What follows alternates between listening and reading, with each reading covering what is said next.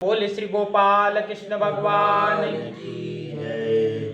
17वें अध्याय का महात्म। श्री नारायण जी बोले, मंडलिक नामक देश में दुशासन नाम का एक राजा था। एक राजा किसी और देश का था। उन्होंने आपस में शर्त बांधी कि हाथी लड़ाएं और जिसका हाथी जीते सो अमुक धन देवे। तब दूसरे राजा का हाथी जीता, दुशासन हारा।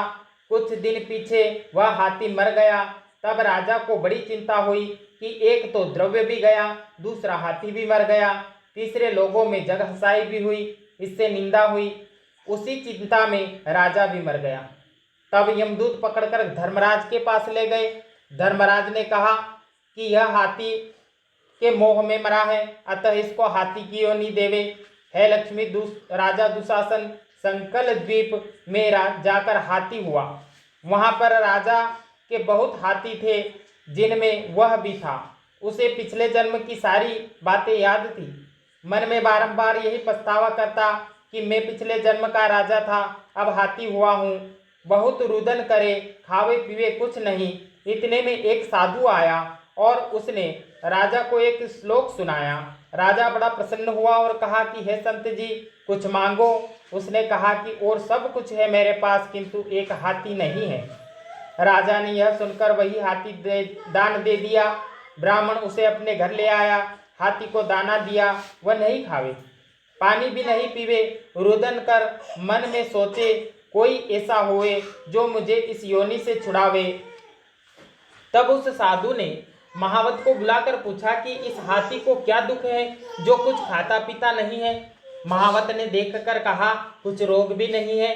तब साधु ने राजा से कहा, हाथी खाता पीता कुछ नहीं, खड़ा खड़ा रुदन करता है। यह सुनकर राजा स्वयं देखने को आया। राजा ने अच्छे अच्छे वैद्य बुलाए, महावत बुलाए, उनको हाथी दिखाया। उन्होंने देखकर कहा कि हे राजन, इसको कोई मानसिक दुख है, देह का कोई दुख नहीं है। तब राजा ने कहा कि हे हाथी, तू बोलकर कह, तुझे क्या हुआ। परमेश्वर की शक्ति से मनुष्य की बोली से हाथी ने कहा, राजन, तू वही धर्मज्ञ है और वह विप्र भी बुद्धिमान है। इसके घर का अन्न वही खावे जो बड़ा धर्मात्मा हो, मुझे क्यों मिले। तब साधु ने कहा कि हे राजा, अपना हाथी फेर लो। राजा ने कहा कि दान में दिया हुआ मैं नहीं फेरता, यह हाथी मरे चाहे जीवे।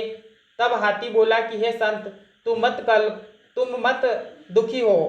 तेरे घर में कोई श्री गीता जी की पोथी हो तो मुझे 17वें अध्याय का पाठ सुना दो।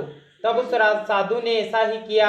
हे लक्ष्मी, 17वें अध्याय का पाठ सुनते ही तुरंत हाथी की देह छूट गई।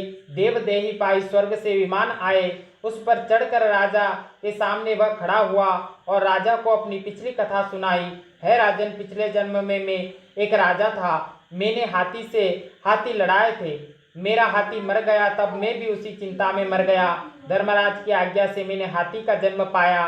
मैंने प्रार्थना की कि मेरी गति कब होगी। धर्मराज जी ने कहा कि श्री गीता जी के 17वें अध्याय के पाठ को सुनने से तेरी मुक्ति होगी। सो तेरी और संत की कृपा से अब मैं वैकुंठ को जाता हूँ। हाथी देवदेही पाकर वैकुंठ को गया और राजा अपने घर को पहुँचे। 17वें अध्याय श्रीमद् भगवत गीतायाम 17वां अध्याय समाप्त। बोले श्री गोपाल कृष्ण भगवान की।